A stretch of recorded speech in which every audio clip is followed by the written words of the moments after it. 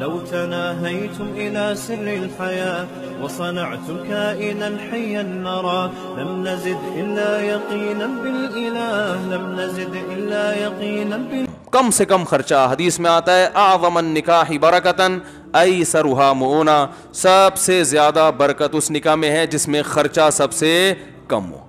ہم کہتے ہیں جتنی دھوم دھڑکے سے ہوگی اتنا ہی مزہ ہوگا، نہ وہ وقتی مزہ ہے، وہی ہے جو چرس اور ہیروئن کا ہوتا ہے.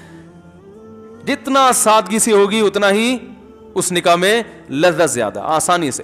حضرت شیخ الحدیث مولانا زکریا رحمہ اللہ تعالیٰ کی زوجہ کا انتقال ہو گیا تو وہ پھر مصروف اتنے تھے، وہ کہتے تھے میں نکاح نہیں کروں گا. ان کی بہت زیادہ مصروف لائف تھی. انہوں نے کہا میں نہیں نکاح کرتا، کیونکہ سارا دن وہ کتابوں میں لگے رہتے تھے. تو ان کی غالباً چچا زاد بہن تھی، خالہ زاد بہن تھی، تو رشتہ داروں نے زور ڈالا بھائی نکاح کر دو حضرت شیخ الحدیث سے نا، کہ بھائی اب آپ کی کزن ہے، آپ نکاح کر لیں، بغیر نکاح کے زندگی گزار رہے ہیں. بہت اصرار کیا تو ایک دن انہوں نے جب بہت اصرار کیا انہوں نے کہا چلاؤ پھر ابھی پڑھاؤ نکاح. لوگوں نے کہا یہ کیا بھائی؟ کہہ رہے ہیں بھائی اگر کرنا ہے تو پھر ابھی کراؤ، میرے پاس فالتو ٹائم نہیں ہے، ابھی کراؤ نکاح. بس ٹھیک ہے گھر بیچ دو، رخصتی ہو جائے گی، ٹھیک ہے آپ ہماری بیوی بن جائے گی، پھر ہم خرچہ اٹھائیں گے اور جو اس کی ذمہ داریاں پوری کریں گے. تو لوگ ایسے مانتے نہیں ہیں، لوگوں کہتے ہیں یہ کون سا ہو رہا ہے نکاح. تو کہتے ہیں بھائی یہ میرے پاس اتنے بکھیڑوں کا ٹائم، آج کل اصل میں فالتو ٹائم بہت زیادہ ہے. اتنا ٹائم ہے، شادی کی 6 مہینہ پہلے تیاریاں ہو رہی ہیں، تو وہ والے آ رہے ہیں تو یہ والے جا رہے ہیں، پھر وہ آ رہے ہیں تو پھر یہ والے جا رہے ہیں، تو پھر وہ بری کی رسم آ رہی ہے، پھر وہ والے آ رہے ہیں، پھر پھڈا ہو گیا تو ان کو منا رہے ہیں. پھر انہیں ایک بات ایسی کہتی تھی جو ان کو بری لگی تھی تو اس کا مطلب تلاش کیا جا رہا ہے ڈکشنری میں، پھر اس مطلب کا صحیح مطلب نکال کے پھر ان کو منایا جا رہا ہے، پھر ڈانٹا جا رہا ہے، پھر یہ ہو رہا ہے. وہ اس میں بسا اوقات منگنیاں ٹوٹ جاتی ہیں، پھر وہ بڑے ٹینشنیں. میں تو بھگت چکا ہوں یہ ساری ٹینشنیں. تو بھائی ٹینشن فری زندگی گزارو. شیخ الحدیث مولانا زکریا رحمۃ اللہ نے کہا بھائی اگر کرنی ہے تو ابھی نکاح پڑھاؤ، ورنہ جاؤ یہاں سے، ٹائم نہیں ہمارے پاس یہ استخارے نکالنا اور پھر یہ کرنا اور وہ کرنا نہیں ہے. اپنی بچیوں کی شادی بھی ایسے کی انہوں نے.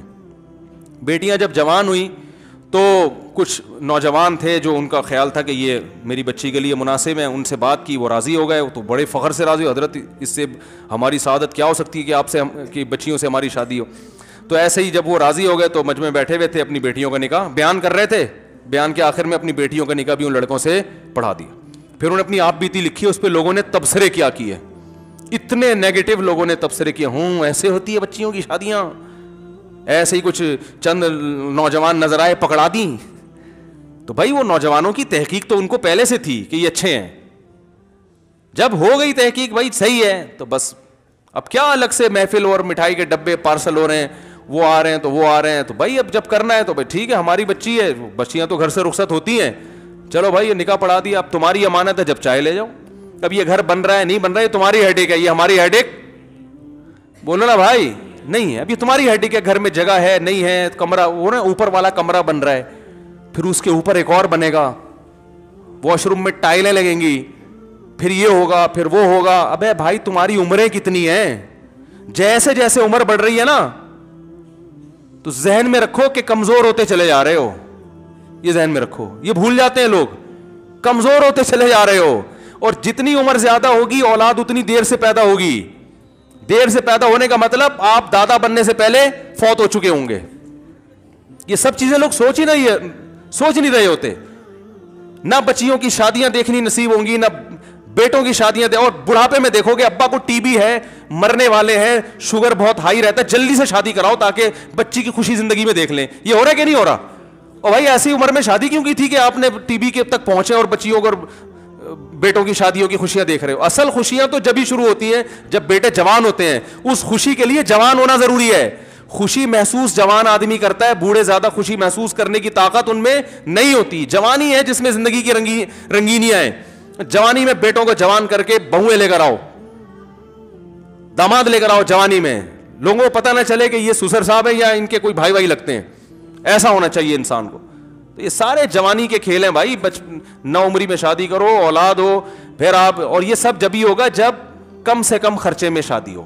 زیادہ خرچہ کرو گے تو پھر جوانی میں شادی، کیونکہ اس کے لیے پیسہ کمانا پڑتا ہے. ابا تعاون کرتے نہیں آج کل، کہتے ہیں بھائی ہمارے ابا نے نہیں کیا تھا، میں تیرے ساتھ تعاون کیوں کروں. پھر وہ ہوتے ہوتے ہوتے جو 40 سال کی عمر میں جب قرآن کہہ رہے حتیٰ اذا بلغ اشدہ، جب انتہائی درجے کی عمر کو پہنچ گیا اب ریورس ہونا شروع ہو رہا ہے. اس عمر میں جا کے اب کیا کہہ رہے ہیں، چلو اب میں اس قابل ہوا ہوں کہ بحریہ ٹاؤن میں 4-5 پلاٹ میں نے الحمدللہ خرید لیے, ایک شادی میں اڑا دو.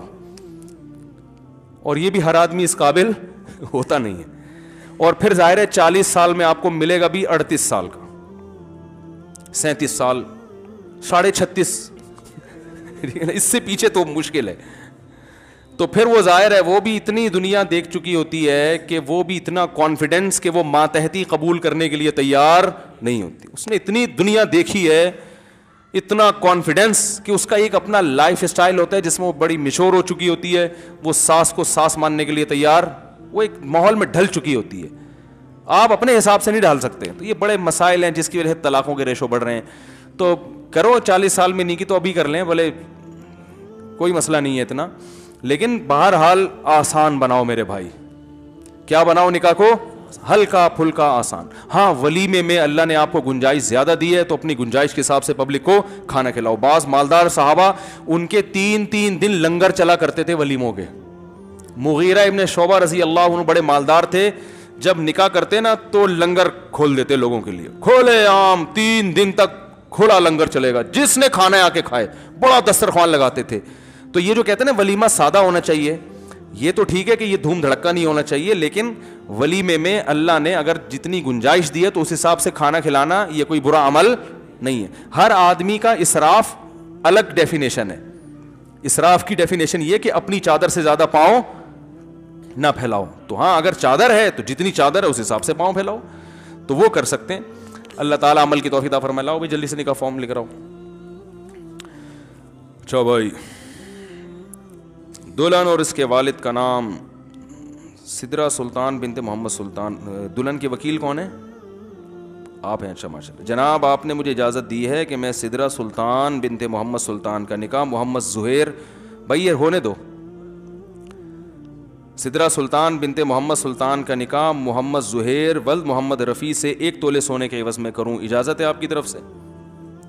الحمدللہ نحمده ونستعینه ونستغفره ونؤمن به ونتوکل علیہ ونعوذ باللہ من شرور انفسنا ومن سیئات اعمالنا من يهده الله فلا مضل له ومن يضلل فلا هادي له ونشهد ان لا اله الا الله وحده لا شريك له ونشهد ان محمدا عبده ورسوله صلى الله تعالى عليه وعلى آله واصحابه وبارك وسلم تسليما كثيرا كثيرا.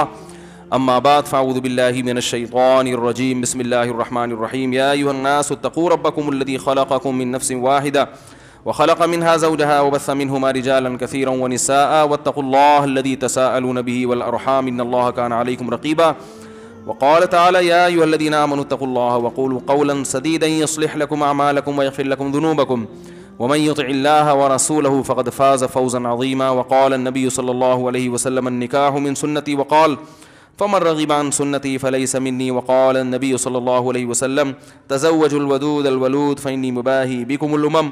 وقال النبي صلى الله عليه وسلم تزوجوا ولا تكونوا كرهبان النصارى. بھائی محمد زہیر وہ دن آ گیا, کب سے پیچھے پڑا ہوا تھا میری شادی کرا دو, میری شادی کرا, آ گیا آج. تم بہت خوش قسمت ہو, ٹھیک ہے نا. ہوا و حرص والا دل بدل دے, میرا غفلت میں ڈوبا دل بدل دے.